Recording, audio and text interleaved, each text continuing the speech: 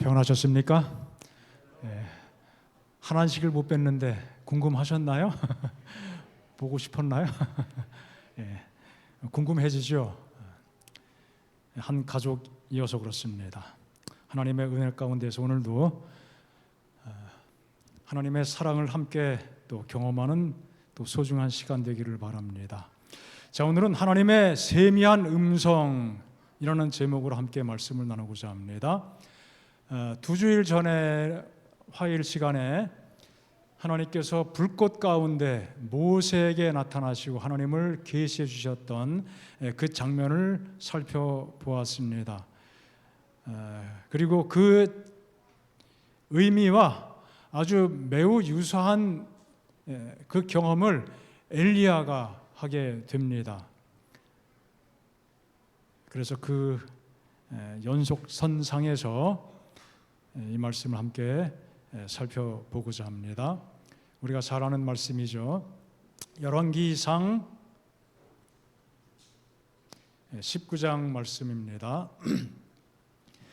엘리야가 그 곳 굴에 들어가 거기서 머물더니 여호와의 말씀이 그에게 임하여 이르시되 엘리야야 내가 어찌하여 여기 있느냐? 그가 대답하되 내가 만군의 하나님 여호와께 열심히 유별하오니, 이전 개역 성경에는 특별하오니 그랬죠. 이는 이스라엘 자손이 주의 언약을 버리고 주의 제단을 헐며 칼로 주의 선지자들을 죽였음이오며 오직 나만 남았거늘 그들이 내 생명을 찾아 빼앗으려 하나이다. 여호와께서 이르시되 너는 나가서 여호와 앞에 산에 서라 하시더니 여호와께서 지나가시는데 여호와 앞에 크고 강한 바람이 산을 가르고 바위를 부수나 바람 가운데 여호와께서 계시지 아니하며 바람 후에 지진이 있으나 지진 가운데에도 여호와께서 계시지 아니하며 또 지진 후에 불이 있으나 불 가운데에도 여호와께서 계시지 아니하더니 불 후에 세미한 소리가 있는지라. 그리고 12절, 13절부터 17절에 보면은 여기 앞에서 읽었던 이 내용이 다시 똑같이 반복이 됩니다. 하나님께서 엘리야에게 너 여기 왜 있느냐? 또 엘리야가 대답한 그 대답이 다시 반복이 됩니다. 하나님께서 나타나시기 전에 그리고 나타나신 다음에 동일한 질문과 대답을 보게 됩니다. 자, 그리고 18절에 하나님께서 주신 말씀이 있습니다.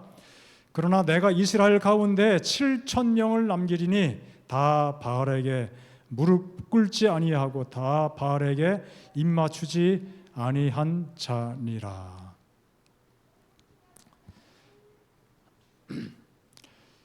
자, 모세가 가시덤불 속에서 나타난 하나님을 경험했습니다. 그것이 무슨 산이었어요? 호렙산 혹은 하나님의 산으로 묘사된 그 산이었죠. 모세는 나중에 하나님으로부터 십계명을 수여받으면서 다시 호렙산에서 그 경험을 하나님을 만나게 되죠. 하나님의 특별한 임재를 경험하게 됐습니다. 조용한 가운데 가시덤불이 불타는데 사라지지 않는, 어쩌면 조용하게 보이지만 그 성경에 보면 큰 광경을 보러 가겠다고 모세가 이야기했습니다. 그만큼 충격적인 아주 굉장히 인상적인 경험이었습니다. 동일한 산에서 모세는 하나님의 특별한 임재를 경험하게 됩니다. 그런데 엘리야도 같은 산에서 동일한 경험, 하나님을 만나는 경험을 하게 됩니다. 지난번에 그 사실까지는 말씀을 드렸습니다. 오늘은 그 모세가 했던 시내산의 경험, 그리고 엘리야가 이 호렙산에서 같은 산이죠, 했던 그 경험 조금 더 살펴보고자 합니다. 말씀드린 것처럼 이것은 같은 종류의 경험입니다. 자, 여기 엘리야가 동굴에 들어갔는데 그 동굴에 대해서 열왕기상에 기록하기를 무슨 굴이요? 그곳 굴, 다시 말하면 그 동굴, 그런 의미의 표현입니다. 엘리야가 들어간 그 동굴은 어떤 동굴일까요? 여기 성경에 기록된 대로 그곳 굴, 그 동굴, 이것은 뭔가 과거에 어떤 사건이 있었다는 것을 의미하죠. 바로 모세가 하나님의 임재를 경험했던 바위 굴이었던 것입니다. 하나님을 경험했던 산, 그것은 하나님의 호렙산을 하나님의 산이라고 묘사하고 있습니다. 자, 모세가 어떤 바위 연상되는 게 있죠? 여호와께서도 이르시되 보라 내 곁에 한 장소가 있으니 너는 그 반석 위에 서라. 내 영광이 지나갈 때에 내가 너를 반석 틈에 두고 반석 위에 서라. 그런데 또 반석 틈에 두겠다고 말씀하셨습니다. 하나님께서 그 순간에 반석의 틈을 만드셨다는 얘기인지 그건 정확하게는 잘 이해가 안 되지만, 잘 모르겠지만 원래 있던 그 틈에 들어가게 하신 것인지 어떤 게 되었든 상관이 없습니다. 거기에 두고 내가 지나가도록 내 손으로 너를 덮었다가 손을 거두리니 네가 내 등을 볼 것이고 얼굴은 보지 못하리라.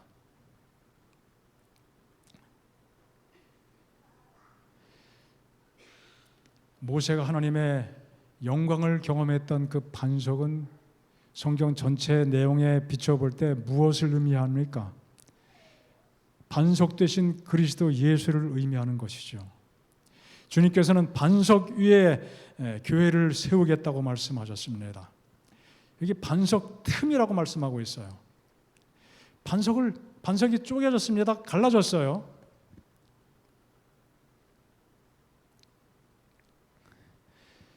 쪼개진 반석, 갈라진 반석. 우리는 성경을 통해서 몇 가지 장면들을 연상해 볼 수 있습니다.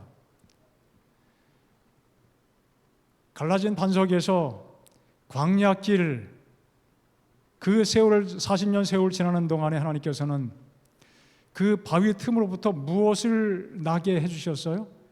물이 나오게 해주셨습니다.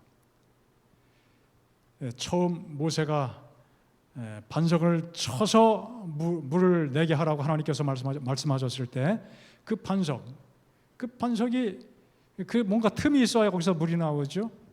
그리고 그 반석, 그들이 이동할 때마다 또 다른 반석에서 물이 나왔습니다. 그런데 고린도서에 보면은 10장에 보면은 반석이 마치 그 이스라엘 백성들을 따라다닌 것처럼 그렇게 묘사를 하고 있습니다. 예수님께서 늘 그들과 함께 하시고 그들에게 생명수를 공급해 주셨다는 사실을 말씀하고 있는 것이죠. 그래서 이 반석 틈에서 나온 그 물은 물이기도 하지만 아브라함이 하나님의 특별한 임재를 경험할 때 짐승을 쪼개고 그 사이를 왕래하는 경험을 하게 되죠. 짐승을 쪼갭니다. 피가 나와요. 그래서 이 쪼개진 틈으로, 바위 틈으로 물이 나오는 그 장면은 어쩌면 그리스도의 보혈이 그 솟아나는 그런 장면과 서로 오버랩이라고 이야기하죠. 그렇게 되는 것입니다.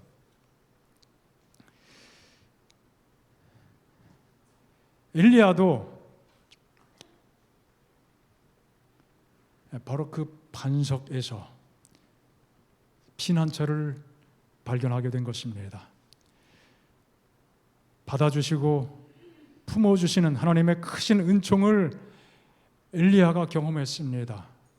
모세가 하나님의 영광을 경험했던 바로 그곳에서, 그것이 어떻게 후손들에게 전달되었는지는 모르겠습니다만 성경의 내용에 정확하게 기록하지 않았기 때문에 어쨌든 모세가 있었던 바로 그곳에서, 요즘 말로 하면 GPS상의 좌표가 정확한 그 지점인지는 모르겠지만 어쨌든 그 지점일 수도 있고 근방 어디일 수도 있고 뭐 거리가 조금 떨어진 곳일 수도 뭐 가능하겠죠.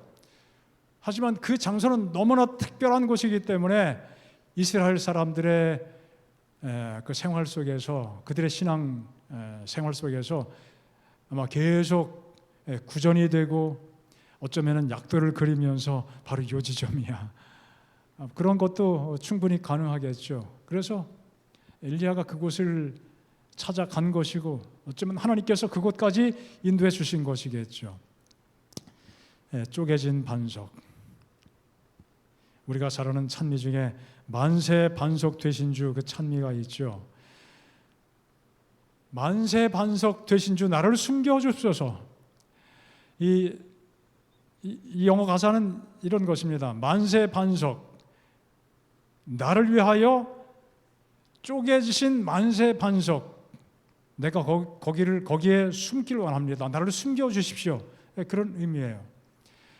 우리 찬미가에는 만세 반석 되신 주 나를 숨겨주옵소서, 그렇게 번역이 됐는데 찬송가에는 뭐라고 번역된지 기억하시나요? 만세 반석 열리니 내가 들어갑니다. 그 반석이 어떻게 됐어요? 열렸어요. 쪼개졌다는 그 표현을 그래도 조금 더 그 원어의 의미를 좀 더 잘 나타내고 있다고 그렇게 생각됩니다. 대부분 우리 찬미가 번역이 더 문학적이고 조금 더 수준이 있어요. 대부분 그렇습니다. 그런데 똑같은 것도 있고 가사들이 좀 다르게 번역되기도 했는데, 그러나 경우에 따라서는 찬송가 번역이 이게 좀 더 맛이 있다 그런 것들이 있어요. 이것도 그 중에 하나고요. 자비로운 주 하나님 같은 찬미 번역도 찬송가의 번역의 의미가 조금 더 이렇게 와닿게 번역이 되어 있죠. 날 위해 쪼개지신 만세 반석, 내가 거기 들어가 숨습니다. 나를 숨겨주십시오. 그런 가사죠. 모세가 하나님의 영광을 경험했을 때 하나님은 한 바위 틈에 그를 두시고 그를 덮어주시고 그를 보호해 주셨습니다. 바로 그 동일한 곳에서 엘리야는 하나님께서 동일한 방식으로 그렇게 그분의 모습을 나타내시거나 그러진 않았지만 또 다른 모습에서 동일한 하나님의 그 영광을 경험하도록 인도해 주셨습니다. 그것이 무엇인지에 대해서 가려 뽑은 기별 1897년 원고의 내용을 여기 가려 뽑은 기별에 편집 포함시켰는데요. 예수 그리스도께서는 저들의 무엇이 되심으로, 피난처가 되심으로 저들은 스스로 주님 안에 자신을 어떻게 해야 한다? 숨겨야 한다. 겸비한 탄원자가 주님께서 당신의 종에게 하신 말씀을 듣기 위하여 몸을 굽힌 자세로 기다릴 때 못 자국이 있는 주님 자신의 손으로 숨겨놓으신 암혈을 찾아 그 속에서 은거하게 될 것이다.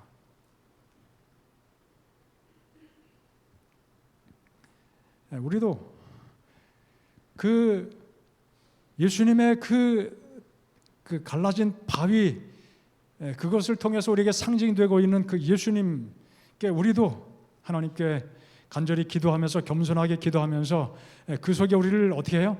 숨겨야 된다는 것입니다. 주님 자신의 손으로 숨겨놓으신 암혈을 찾아, 바위의 굴이죠, 그 속에서 은거하게 될 것이다.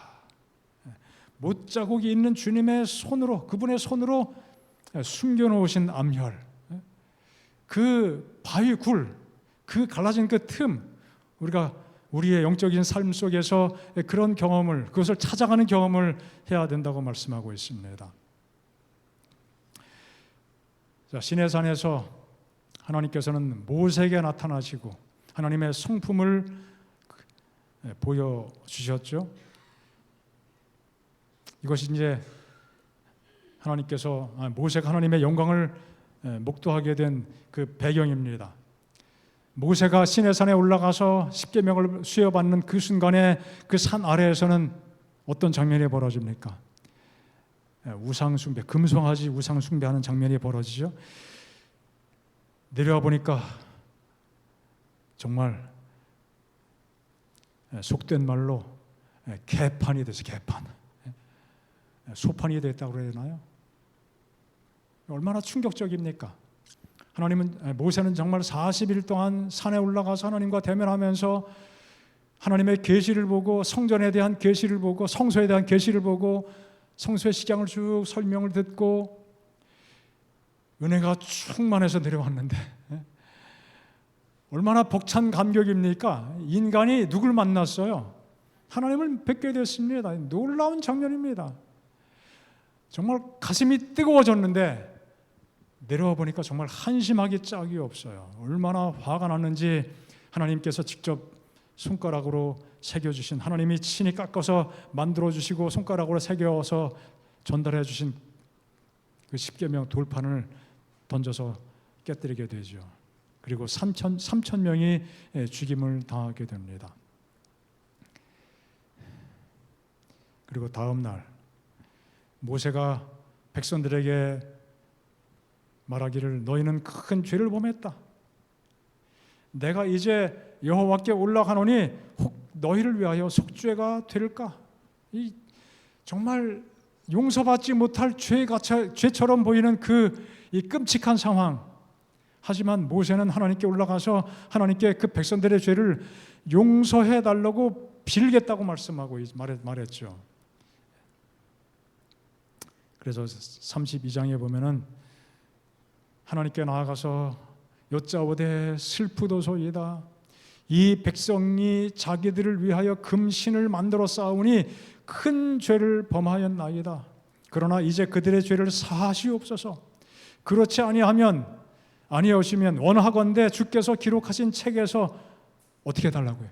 내 이름을 지워버려 주옵소서. 하나님께서는 단호하게 말씀하십니다. 아니다. 내게 범죄하면 그 범죄한 그 사람, 그 이름을 내가 그 책에서 지워버리겠다.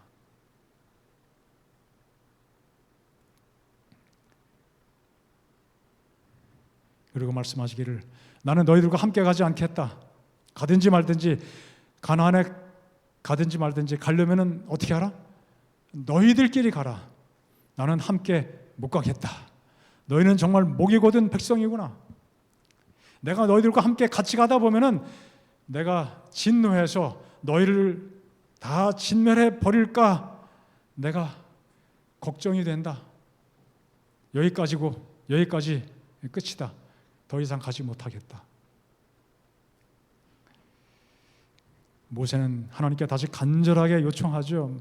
기도했던 것처럼 저들을 용서하시고 내 이름을 하나님의 생명책에서 지어 주십시오. 차라리 그걸 하나님께 요구했죠.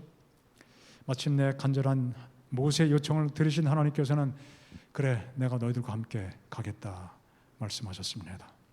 그때 모세가 하나님께 질문하죠. 하나님, 제가 하나님의 그 은총을 입은 증거를 어떻게 알 수 있겠습니까? 하나님, 저에게 주님의 영광을 보여주십시오. 그렇게 요청을 하게 됩니다.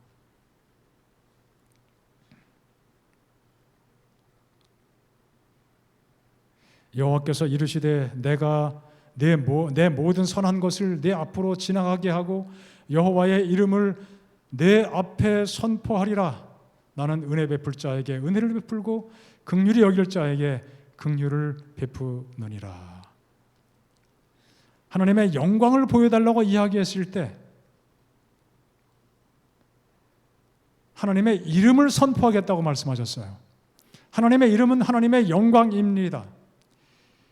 그 영광은 어떻게 나타납니까? 하나님의 은혜를 베풀므로, 하나님의 긍휼을 베풀므로 나타나게 되는 것입니다. 영원히 용서하시는 그 하나님의 사랑과 긍휼이 곧 하나님의 영광이 되는 것입니다.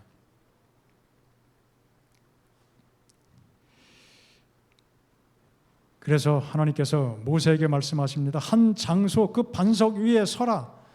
내 영광이 지나갈 때 너를 반석 틈에 두고 내가 지나가도록 너를 덮었다가 손을 거두겠다. 내 등을 볼 수 있지만 얼굴은 보지 못할 것이다. 그래서 모세가 돌비를 준비해서 시내산에 올라가게 됐습니다.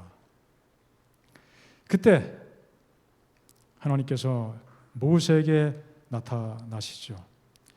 여호와께서 그의 앞으로 지나시며 선포하시되 여호와라 여호와라 여호와라 여호와라 자비롭고 은혜롭고 노하기를 더디하고 인자와 진실이 많은 하나님이라. 인자를 천대까지 베풀며 악과 과실과 죄를 용서하리라. 하나님의 놀라운 선포를 모세가 듣게 되었습니다. 하나님의 영광을 보여주십시오. 그 은총 입은 것을 그 증거를 보여주십시오. 영광을 보여주시면 하나님께서 정말로 우리와 함께 가실 것, 그 말씀을 그대로 믿고 받아들일 수 있겠습니다. 하나님께서 이름을 선포하시는데 이름을 선포하시겠다고 말씀하시면서 하나님의 그 품성에 대해서 말씀해 주시죠.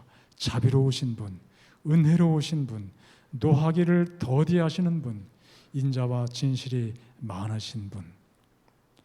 그래서 인자를 천대까지 베풀며 악과 과실과 죄를 용서하시는 분이었다 이거예요. 시내산에서 하나님의 영광을 경험했던 모세, 40일 동안 정말 특별한 그 경험을 하고 내려왔는데 이건 도무지 용납할 수 없는 사건이 벌어지게 됐습니다. 하나님께서 말씀하신 것처럼 내가 같이 너희들과 함께 같이 가다 보면은 내가 너희를 다 진멸할까 염려가 된다. 정말 안 가는 게 좋겠다 이거예요. 모세는 같이 하나님께 자비를 구하면서 하나님 우리와 함께 가셔야 됩니다. 하나님 도와주셔야 됩니다. 간절히 기도하죠. 이들을 버리지 마시고 차라리 저를 버려주시고 이들을 구원해 주십시오. 예수님의 기도를 드리게 됐습니다. 그때 하나님의 놀라운 모습을 모세에게 선포하셨습니다. 하나님의 놀라우신 품성, 그것을 보여주신 것이죠.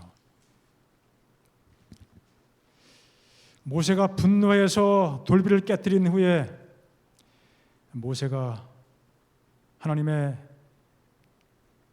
섭리 속에서 돌비를 다시 다듬어 만들어서 올라갔습니다. 그때 하나님께서 그에게 보여주신 하나님의 모습은 사랑이었습니다. 그런 끔찍한 죄를 범했을지라도 하나님은 어떻게 한다는 것입니까? 용서하시겠다는 거예요. 은혜가 충만하고 자비가 충만하고 노하기를 더디하시는 그분께서 그러한 죄까지도 용서하시겠다고 말씀해 주셨습니다. 반역하는 백성을 품어주시고 가나안까지 인도해 주시겠다는 약속의 말씀을 하셨습니다. 그들은 기적을 통해서 애굽을 떠난 백성들이었습니다. 기적으로 홍해를 건넌 사람들이었습니다. 기적으로 만나를 먹었습니다. 기적을 통해 물을 마시고 살아가는 백성이었습니다. 하나님께서는 그 모든 기적의 연속선상에서 시내산의 영광을 보여주시고 그 가운데 나타나셨습니다. 그런데 그 짧은 시간을 견디지 못해서 우상을 숭배하게 됩니다. 정말 희망이 없어 보이죠. 우리가 하는 말로 표현한다면은 벼락을 맞아도 싼 그런 그룹들 아니겠습니까? 그런 사람들 아니겠습니까? 그런 표현이 정말 적절해 보입니다. 그런데 하나님께서는 그들에게 하나님의 자비를 보여주십니다. 자비롭고 은혜롭고 노하기를 더디하고 인자와 진실이 많은 하나님을 그들에게 선포해 주셨습니다.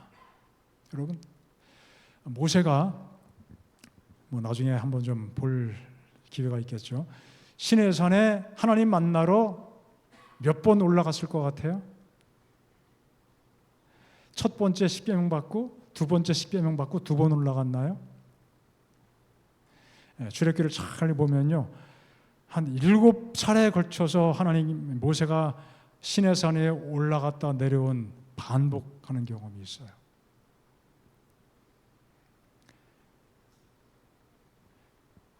자, 나중에 백성들이 모세 얼굴에서 빛나는 광채가 보였을 때 두려워하는 마음을 가지고 하나님 모세에게 부탁하죠. 어떻게 해달라고요?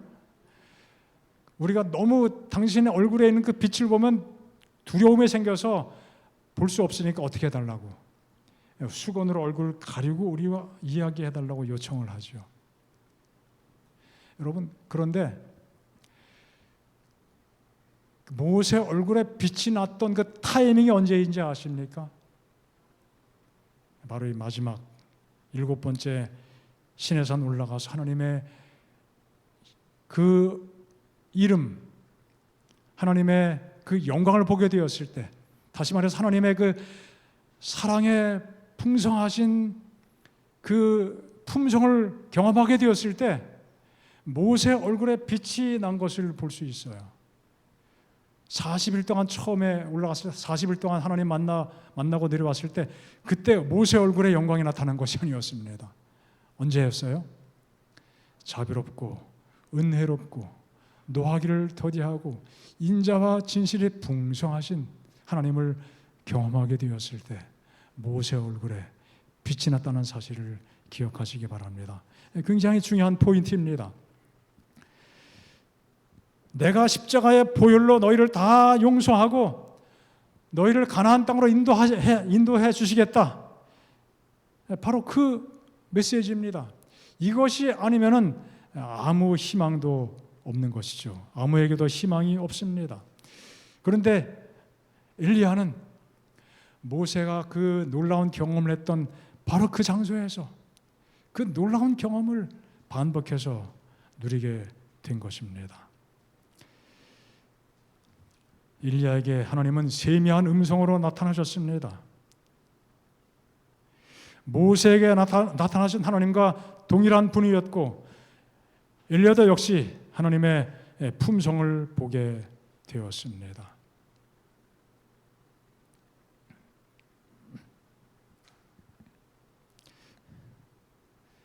죄송합니다. 이건 출애굽기인데 말씀을 제가 삭제를 못했네요. 어떤 내용의 음성이었는지는 성경이 함구하고 있지만 그러나 모세의 경우를 통해서 볼 때 모세에게 나타내 보여주신 것과 같은 그런 종류의 말씀이었던 것을 유추할 수 있습니다. 하나님의 사랑을 본 것입니다. 하나님의 자비를 깨닫게 하는 음성을 들려주신 것입니다. 하나님의 품성과 능력을 확신하게 하는 음성을 엘리야가 분명히 들었을 것입니다. 엘리야야, 많이 힘들었니? 두렵니? 우상 숭배로 인해서 완전히 망가진 이스라엘의 장래가 어떻게 될지 정말 마음이 답답하지? 내가 네 심정 다 안다. 하지만 걱정하지 마. 내가 다 알아서 할게. 내가 계획한 것이 있고 그 계획이 반드시 이루어질 거야. 너는 나를 믿고 의지하고 내가 시키는 대로 하기만 하면 된다. 너는 혼자라고 생각하지만 내가 우상에게 무릎 꿇지 않은 7,000명을 가지고 있다. 너 혼자가 아니야. 내가 혼자라는 그 생각에 갇혀 있지 말고 내가 이미 한 일과 앞으로 하고자 하는 일을 믿음으로 바라보고 나를 신뢰해. 그게 내가 할 일이야. 아마 이런 메시지가 엘리야의 마음속에 깊이 전달이 됐을 것입니다. 이세벨이 너를 죽이겠다고 큰 소리 쳤지만 결코 그가 너를 죽이지 못할 거야. 내가 너와 함께하고 있기 때문이야. 이스라엘 왕도 내가 세우고 아람 왕도 내가 세우는 거야. 모든 것은 내 손에 달려 있어. 믿고 의지하고 힘내라. 엘리야는 정말 개혁 사역을 자기 시대 당대에 완성하고자 하는 마음을 가졌을 것입니다. 성경에 보면은 엘리야는 자기 스스로를 표현하면서 열심히 유별한 사람, 열심히 특별한 사람이라고 했죠. 정말 그는 열심히 특별한 사람이었습니다. 바알 우상 숭배에 빠진 이스라엘을 보는 그 가슴이 답답하고 열정으로 불타오르게 됐습니다. 하나님께서 우상 숭배에 빠진 아합 그리고 이스라엘을 차라리 진멸해야 되지 않겠는가? 그렇게 생각하기도 했지만 하나님은 전혀 그런 모습이 보이지 않습니다. 그의 마음이 뜨겁게 불타오릅니다. 어떻게 할까? 그래서 그는 아합 왕 앞에 나갔죠. 지금부터 내가 말할 때까지는 그 기간이 언제가 될지 모르지만 우로가 내리지 않겠다. 그 기간이 3년 반이 지나갔죠. 이것이 그의 열심이었습니다. 여러분, 아주 답답한 심정으로 속에서 불이 나가지고 아마 인간적인 생각에 아합 왕에게 멱살이라도 왕이 아니라면은 잡아 흔들고 싶은 그런 열망이 있었을 거예요. 그것이 엘리야의 열심이었습니다. 어쨌든 결과적으로 갈멜산에 대결이 벌어졌고 여호와께서 참 신이 된다는 사실을 많은 사람들 앞에 증거하는 기회를 얻게 되죠. 그런데 이내 그는 깊은 실망과 좌절에 빠지게 되었죠. 자기 연민과 비관에 빠져들게 됩니다. 하나님께서 갈멜산에서 엘리야에게 놀라운 능력으로 나타내 보여주셨지만 그 경험해 주는 그 효과, 약발은 그렇게 오락하지 않았습니다. 자신의 기분과 감정과 상황에만 몰두하게 되어서 깊이 절망에 빠지게 되었습니다. 호렙산에서 하나님은 엘리야에게 질문하셨죠. 왜 여기 있느냐? 너 왜 여기 있어? 뭔가 엘리야와 좀 뭔가 단판을 짓고 싶어 하는 하나님의 마음이신 것 같습니다. 엘리야가 그때 뭐라고 대답해요? 하나님, 저는 열심히 특심한 사람이에요. 그거 아세요? 하나님을 위해서 내가 얼마나 열심을 가지고 있는지 아십니까? 하지만 이스라엘은 언약을 버리고 주님의 제단을 헐어버리고 칼로 선지자를 죽이고 드디어 누구까지도 나도 죽이려고 하고 있습니다. 하나님께 막 쏟아붓습니다. 엘리야의 열심 속에 포함된 착각이 있습니다. 이스라엘이 깨뜨린 언약은 누구의 언약입니까? 하나님의 언약이죠. 그들이 세운 단도 결국은 누구의 단입니까? 주님의 제단입니다. 하나님의 제단이었습니다. 다 하나님께 속한 것들입니다.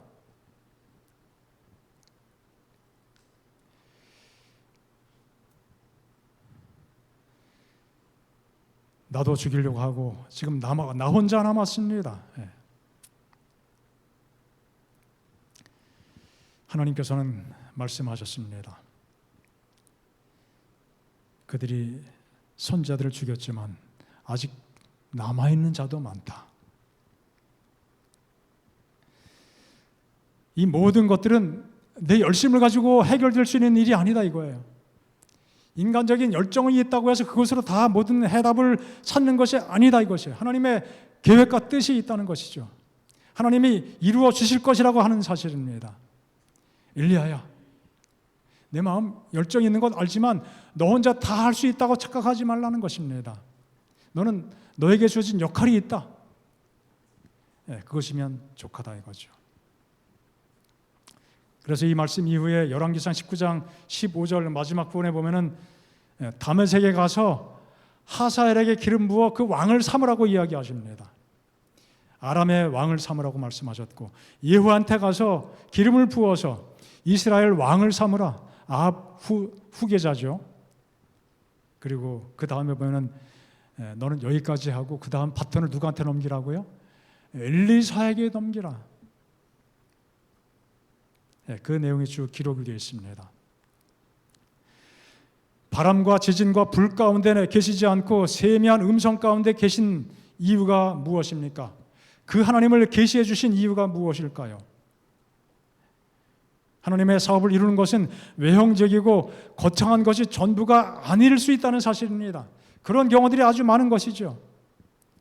엘리야가 내가 살아있는 동안에 이 모든 것 하나님께서 맡기신 일을 내가 다 완수하고 싶은 열정이 있었을 거예요.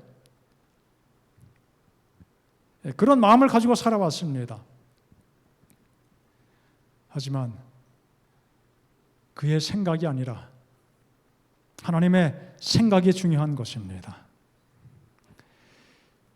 거창하게 뭔가 요란스러운 모습, 갈멜산 위에서 바알의 제사장과 싸워서 이기는 그런 승리의 장면, 물론 그것도 필요하고 그것도 있어야 되지만 그것이 전부가 아닌 것을 말씀하고 있는 것입니다.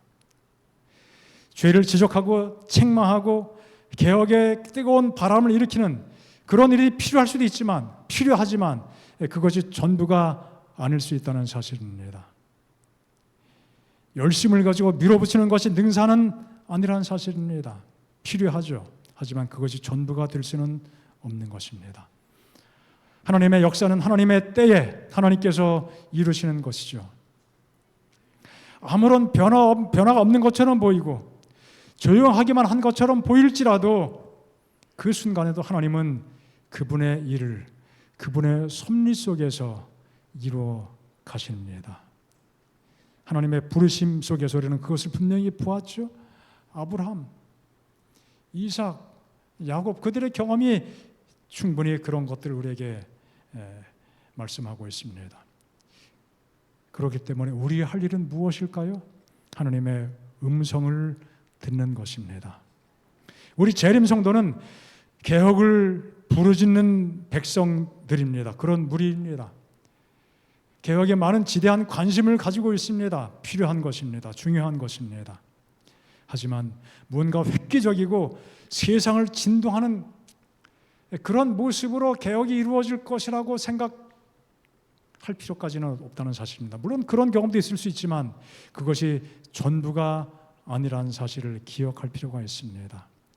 열심히 특심한 것은 좋은 것이지만 그 열심이 왜곡될 때 자신의 모습을 제대로 보지 못하고 종종 경험하는 것처럼 자신의 깊은 죄의 모습을 성찰하기보다 연약한 교회의 모습 속에 드러나고 있는 그 잘못된 것들을 지적하고 죄를 지적하면서 손가락질하고 비난하는 그러한 모습으로 잘못된 방향으로 갈 수도 있습니다. 그런 일들이 참 많이 있지 않습니까? 개혁을 좋아하죠. 좋습니다. 필요합니다. 하지만 그것 때문에 하나님의 선하신 뜻을 거스리고 벗어난다면 그것은 분명 잘못된 길이죠. 자기 경험과 자신의 생각을 의지하지 않고 잠잠히 하나님을 의지하는 그 신앙이 우리에게 참으로 필요한 것입니다. 말씀하시기를 너희는 가만히 있어 내가 하나님됨을 알지어다. 내가 뭇 나라 중에서 높임을 받으리라. 우리가 뭔가 하려고 열심히 동분서주하고 뭔가 개혁을 일으키겠다고 하지만 물론 필요합니다. 하지만 우리가 반드시 잊어버리지 말아야 될 것은 하나님의 의도에서 벗어나지 않는 것입니다. 그리고 오히려 우리는 종종 어떻게 해야 됩니까? 나는 인간들은 가만히 있고 누가 일하시도록? 하나님께서 일하시도록 내가 하나님됨을 알지어다. 내가 문 나라 중에서 높임을 받으리라. 내가 세계 중에서 높임을 받으리라 하시도다. 내가 한다고 되는 것이 아니고 하나님께서 그런 계획을 그분의 계획하신 시간에서 이루어 주시겠다고 말씀하셨습니다. 하나님의 임재를 정말 깊이 경험하게 되었습니다. 모세와 엘리야가요. 이 두 사람은 나중에 예수님을 한 장소에서 영접하게 되죠. 어디입니까? 변화산에서요. 하나님의 영광을 목도한 이 두 사람,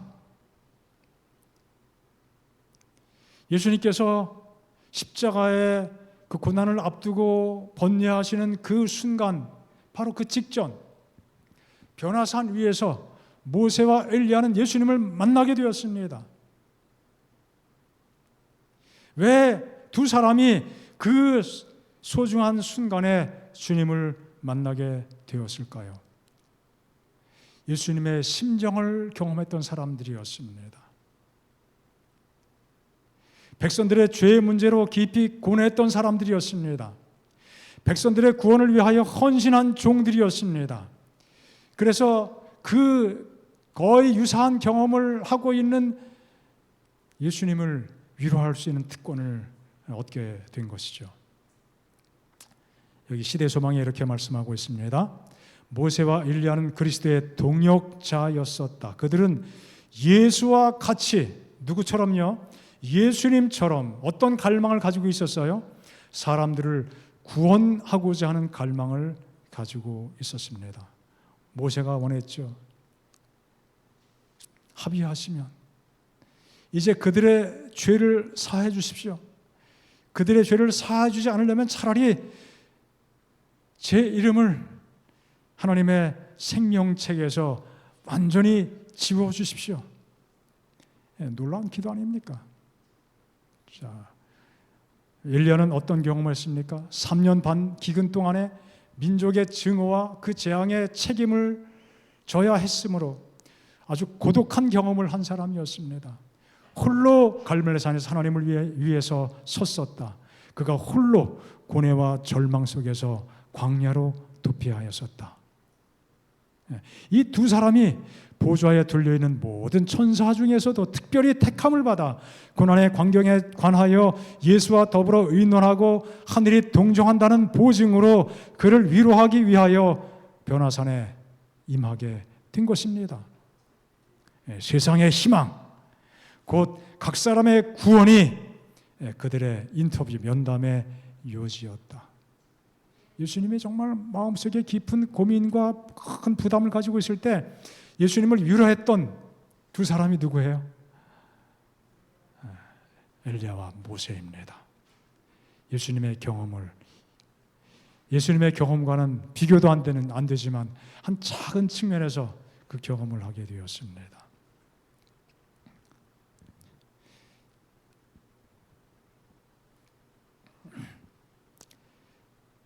세상을 요동하는 강력한 바람이 땅을 흔들었습니다. 정말 강력했습니다. 산을 가르고 바위를 부수었습니다. 한 번도 경험해 보지 못한 강풍이었습니다. 태풍이 아무리 강한들 바위가 부서졌다는 얘기 들어보신 적 있습니까? 전무후무한 강풍을 경험했습니다. 그리고 지진이 일어났었고 땅이 갈라졌습니다. 그리고 불꽃이 나타났습니다. 하나님의 능력을 상징하기에 넉넉한 현상이죠. 마치 그 시내산에서 하나님께서 나타나실 때 그 장면과 매우 유사했습니다. 그런데 하나님이 그 가운데 계셨어요? 안 계셨어요? 안 계셨다고 말씀하고 있습니다. 세미한 소리가 있었고, 그 소리가 어떤 소리인지 모르지만 그 세미한 음성 가운데 하나님께서 계셨다고 성경이 기록합니다.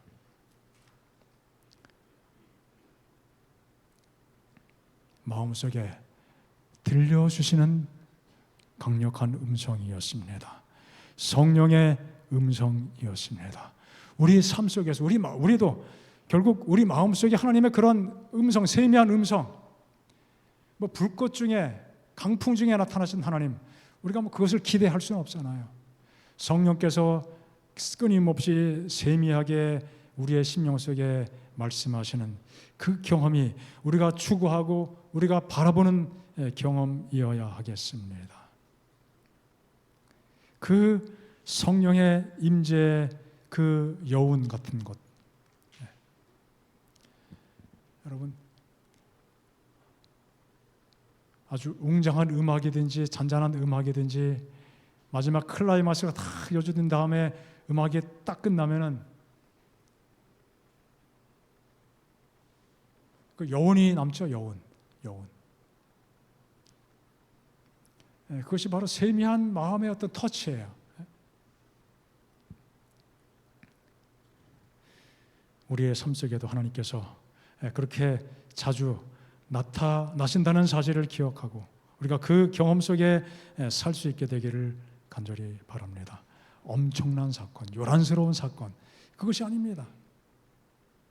마치 길가에 피어있는 아주 작은 꽃, 눈에 잘 띄지도 않은 그 작은 꽃, 가만히 들여다보면 그 꽃이 얼마나 예뻐요. 그렇죠? 정말 감동적입니다. 그 모든 것도 누가 만드셨습니까? 하나님께서 만드신 아름다운 꽃이에요. 그런 유의 영적인 감동이 우리 속에 얼마나 필요하겠습니까? 하나님께서는 거룩한 능력을 힘 있게 나타내심으로써가 아니요, 무엇으로? 세미한 소리로 자신을 당신의 종에게 나타내시기로 선택하셨다. 하나님께서는 당신의 목적을 가장 성공적으로 성취시키는 것은 언제나 최대의 시위 운동을 하는 것만이 아님을 엘리야에게 가르치고자 하셨다. 이 경험은 엘리야에게만 유효한 것이 아니라 오늘을 살아가는 우리 모두에게도 유효한 경험이 되지 않겠습니까? 하나님의 영의 역사를 우리의 삶 속에서 조용히 말씀하시는 성령의 음성을 통해서 끊임없이 누리고 살게 되시기 바랍니다. 오늘 우리의 영적인 필요는 하나님의 음성을 듣는 경험입니다. 우리가 그 음성을 어떻게 듣습니까? 결국 말씀 아니겠습니까? 가장 효과적인 방법이 될 것입니다. 주님의 임재 속에서 말씀을 묵상하는 경험, 하나님을 정말 가까이 하는 일입니다. 세미한 음성을 듣는 경험들입니다. 그 경험 속에서 끊임없이 영적으로 성숙해가는 우리 모든 성도가 되시기를 간절히 바랍니다. 개인적으로 기도하는 시간 갖겠습니다.